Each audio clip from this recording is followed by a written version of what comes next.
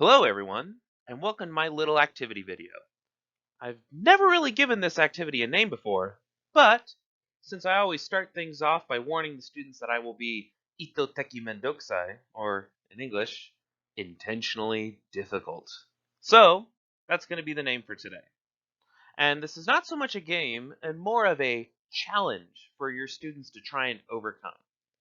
And you can do this with any number of them. You can do this one-on-one or with a whole class. Also, I will be explaining and demonstrating how to do this activity with a slightly higher English level in mind, since I designed this for some of my junior high school and senior high school students. However, I will be introducing some ideas and strategies you can use to adjust things to an appropriate level for your students. So, all you elementary ALTs and JTEs should stick around and give this a watch. You won't regret it. So, I'm sure many of you have had a very similar situation or interaction that goes a little something like this. All right, what is your favorite food? Delicious food. What type of food? Japanese food. What type of Japanese food? Sushi? Ramen? Curry rice? Come on, bud, give me a little extra. Um, etto, etto, yes. And I'm sure we've all had that hair pulling out feeling of frustration in situations like this. Because getting our kids to speak more than just a few words or using a bunch of canned responses can really drive you up the wall. However, with this challenge, you are going to turn the tables on your students so that they are the ones getting frustrated and you are the one driving them just a little bit crazy. But I must start off with a disclaimer that this activity isn't about getting back at students for getting on your nerves. And honestly, I hope that as teachers, you don't really see your kiddos as the enemy. And the goal is to show students the importance of giving a little bit more detail when they speak. They should be giving their full effort instead of just the minimum. And the students will be getting frustrated with this activity. So make sure you have a good group of students that do well facing challenges. If you pull out this activity when the kids have been misbehaving, this is only going to increase their uncooperativeness.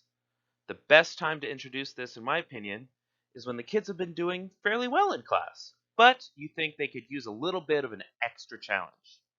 And, as I said at the beginning, it helps to really make it clear before you start that you will be intentionally difficult on purpose. So, this is to keep those kids who might not catch on real quickly and they don't accidentally think that you truly are being difficult. So, let's get started.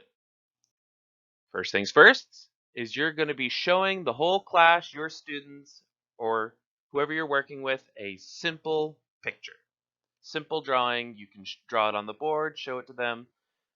Something that they should easily recognize. Then you tell the students that they have to explain to you step by step how to draw that picture that you just showed them.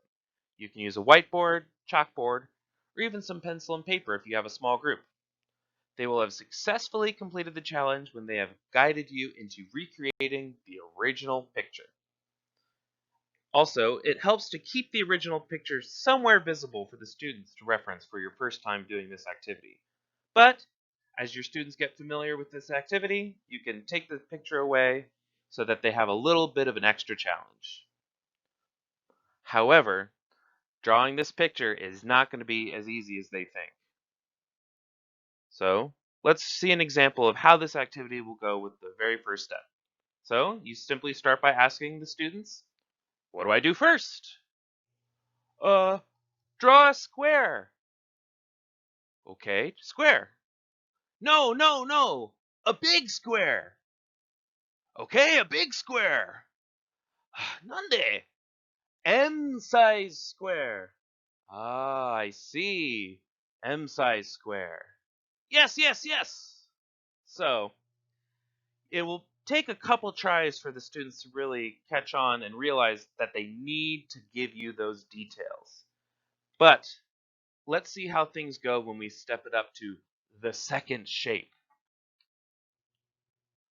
Draw a three square. Three square. Triangle. Sumimasen. Triangle. I mean triangle. Ah, okay. No, no, no, no. On the square. Oh, okay. On the square. No, no, no, no, no, no, no. Above the square. Okay, above the square. No, no, touch the square.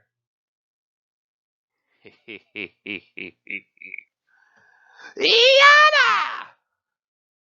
As you can see, it gets really challenging and you're really going to see just how much you can get on your students' nerves.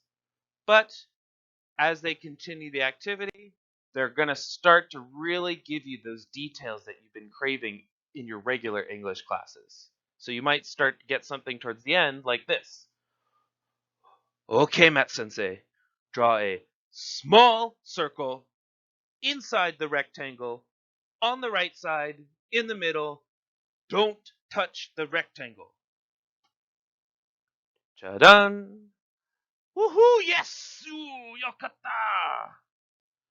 So, eventually, they'll have that success. Make sure to congratulate them, and you can even ham up your defeat so that they really get a sense of really accomplishing something and showing you that they can do it. Running this activity will be a bit tricky at first, since you and the students will be new to it. So, here are a few tips and tricks to make sure that things work out successfully. First, you can be as literal as you want, but make sure that you aren't being too literal. Your higher level students may be able to keep up with some of it, but it is important to make sure your students will understand how and why you interpret their instructions a certain way. For example, you might have students that don't know the difference between writing a circle and drawing a circle. These little moments of confusion can be great teachable moments, but too many of them will leave your students confused and not really wanting to participate. Remember, you're wanting them to be focused on defeating you and your challenge. Also, it helps to keep your drawings simple and not too elaborate, so that this activity doesn't go on forever. So, having clear and distinct shapes will be easy on your students, and it is also great for keeping track of their progress, with each shape being a clear checkpoint. And please make sure to read the air and throw your students a bone every now and then. Sometimes the students may get stuck and not know the appropriate word or vocab to explain how to draw the next shape. So it helps to draw the shape or the line correctly, even if you could have made it difficult for them. And also make sure to reward students for some of their creativity in their explanation. For example, I once had a group of students tell me to write the kanji for 10 in the square. I was really impressed with this idea, and even though it was something I wasn't expecting, I gave it to them. Giving students that aha moment like that will really give them that sense of genuine accomplishment. And you're going to have them be much more engaged in their learning when they feel that they've really given you a better answer than the one that you were actually expecting.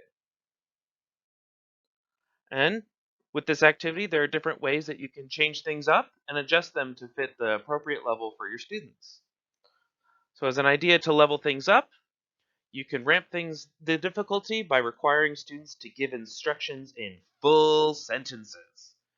It's one thing to get them to speak more, but even better if you can get them to use correct grammar.